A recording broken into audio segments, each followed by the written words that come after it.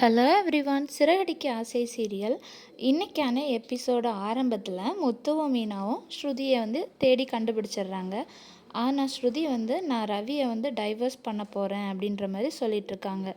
அதுக்கு முத்துவும் மீனாவும் என்ன காரணம் அப்படின்னு சொல்லி கேட்குறாங்க. அதுக்கு ஸ்ருதி ரவி நம்ம எல்லாரையும் ஏமாற்றிட்டு ஹோட்டலில் அந்த நீத்துவை தூக்கி சுற்றி விளையாடிட்டு இருக்கான் அப்படின்ற மாதிரி சொல்கிறாங்க. நான் தான் அவன் மேலே ரொம்ப உயிராக இருக்கேன், அவனுக்கு என் மேலே பாசமே இல்லை அப்படின்ற மாதிரி சொல்லி அதனால் நான் அவனை டைவர்ஸ் பண்ண போகிறேன் அப்படின்னு சொல்கிறாங்க. அதை கேட்டு முத்துவும் மீனாவும் சிரிக்கிறாங்க. அதோட அங்கே என்ன நடந்தது அப்படின்னு சொல்லிட்டு ரவிக்கிட்ட விசாரிச்சிங்களா அப்படின்னு சொல்லிட்டு மீனா ஸ்ருதியை பார்த்து கேட்குறா. அதுக்கு ஸ்ருதி இல்லை அப்படின்ற மாதிரி சொல்கிறாங்க. நீத்துவை ரவி தூக்கி வச்சிருக்கிறத தான் பார்த்தீங்க, கோபத்தில் அங்கேருந்து வந்துட்டீங்க, அதுக்கு இதானே முத்து இதுதானே நீ பண்ண தப்பு அப்படின்ற மாதிரி கேட்குறாங்க. ஆனால் உண்மையிலேயே நடந்தது, ரவி அந்த பொண்ணுக்கு உதவி தான் செஞ்சுருக்கான். அவள் கீழே விழுந்து காலில் அடிபட்டதுனால அந்த பொண்ணால் நடக்க முடியாமல் இருந்திருக்கு. ஒரு பொண்ணுக்கு உதவி தான் செஞ்சுருக்கான், அதை புரிஞ்சுக்காமல் நீ தான் கோவப்பட்டு வந்திருக்க அப்படின்ற மாதிரி முத்து சொல்கிறாங்க. அதோட எங்கள் வீட்டில் நான் இது வரைக்கும் எத்தனையோ பிரச்சனை செஞ்சுருக்கேன், குடிச்சிட்டு அப்பாவை கஷ்டப்படுத்தியிருக்கேன், அதுபோல் மனோஜால் பல பிரச்சனை வந்திருக்கு.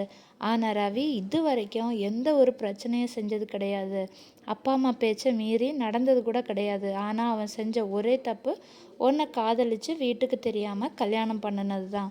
இது வரைக்கும் எந்த தப்பும் செய்யாமல் இருக்கிற ரவி உனக்கு தான் குடும்பத்தில் எல்லாரையும் எதிர்த்து உன்னை திருமணம் செஞ்சிட்டான். அப்படிப்பட்டவன் உன் மேலே எவ்வளோ பாசம் இருக்கும், அவன் எப்படி உன்னை கஷ்டப்படுத்தி இன்னொரு பொண்ணுக்கு கூட பாசமாக இருப்பான். நீ அங்கே என்ன நடந்தது அப்படின்னு சொல்லிட்டு ரவிட்ட பேசியிருக்கணும், நீ எடுத்த முடிவு தப்பு அப்படிங்கிற மாதிரி முத்து சொல்கிறாங்க. அதை கேட்டு ஸ்ருதி, ஆமாம் நான் தான் தப்பு பண்ணிட்டேன், ரவிக்கு என் மேலே ரொம்ப பாசம் உண்டு, அதை நான் தான் சரியாக புரிஞ்சுக்கல, ரவி என்கிட்ட பேசியிருக்கலாமே அப்படின்ற மாதிரி சொல்கிறாங்க. அதுக்கு மீனாக, நீங்கள் தான் ரவியோட ஃபோனை எடுக்காமல் சுவிட்ச் ஆஃப் பண்ணி வச்சுருக்கீங்களே, அவர் எப்படி அவரோட நியாயத்தை சொல்லுவார் அப்படின்ற மாதிரி கேட்குறாங்க. அப்புறமா ஸ்ருதி நான் செஞ்ச தப்பை அவங்க செஞ்ச தப்பை உணர்றாங்க. சரி ஃபங்க்ஷனுக்கு போகலான்னு சொல்கிறாங்க. உடனே முத்துவும் மீனாவும் வெயிட் பண்ண, நான் ரவிக்கு இப்போவே ஃபோன் பண்ணி சொல்கிறேன்னு சொல்கிறாங்க. அதுக்கு ஸ்ருதி, வேண்டாம் அவனுக்கு இன்னும் கொஞ்ச நேரம் ப்ரெஷர் கொடுக்கலாம், நான் ஒரு சர்ப்ரைஸ் கொடுக்கலான்னு அப்படின்ற மாதிரி சொல்கிறாங்க. அப்புறம் இங்கே ஃபங்க்ஷன் மண்டபத்தில் பார்த்திங்கன்னா எல்லாருமே இன்னும் ஸ்ருதி வரலையா, என்னாச்சு, ஏதோ பிரச்சனை அப்படிங்கிற மாதிரி எல்லாருமே கேட்குறாங்க. விஜயா, அண்ணாமலைன்னா எல்லாருமே பேசிகிட்ருக்காங்க அதை பற்றி. அந்த நேரத்தில் ஸ்ருதி கல்யாண பொண்ணு மாதிரி நல்லா மேக்கப் பண்ணிவிட்டு நல்ல ட்ரெஸ்லாம் பண்ணிவிட்டு மண்டபத்தில் வராங்க. அவரை பார்த்து எல்லாருமே ஆச்சரியப்படுறாங்க. அப்போ ஸ்ருதி, என்னுடைய காஸ்டியூமை வர்றதுக்கு லேட் ஆயிடுச்சு, அதனால தான் நான் சீக்கிரமாக வர முடியல, சாரி அப்படின்னு சொல்லிட்டு எல்லார்ட்டையுமே மன்னிப்பு கேட்குறாங்க.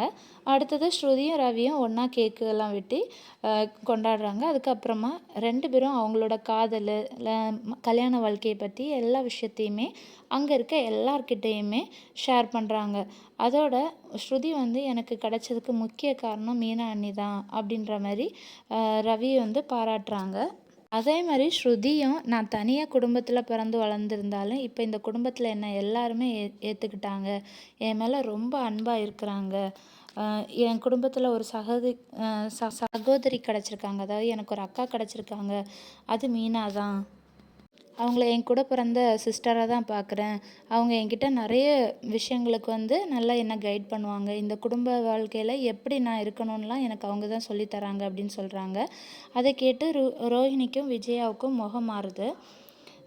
வந்திருக்கிற விருந்தினருக்கு முன்னாடி அண்ணாமலை குடும்பத்தை விட்டு கொடுக்காம ஸ்ருதி பேசிக்கிட்டு இருக்கிறத பார்த்து அவங்களுடைய அப்பா அம்மாவுக்கும் கோபம் வருது. அப்போ ரவி ஸ்ருதி தான் இந்த ஃபங்க்ஷனை நடத்தணும்னு சொல்லி ஆசைப்பட்டா, ஸ்ருதிக்கு சர்ப்ரைஸ் கொடுக்கறதுக்காக தான் ஒரு விஷயம் அரேஞ்ச் பண்ணியிருக்கிறேன் அப்படின்ற மாதிரி சொல்கிறாங்க.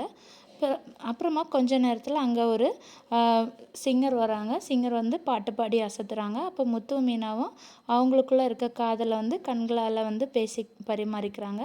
அதே போல் ஸ்ருதியும் ரவியும் அவங்களோட காதலை ஷேர் பண்ணிக்கிறாங்க. இப்படி இன்றைக்கான எபிசோடு முடியுது.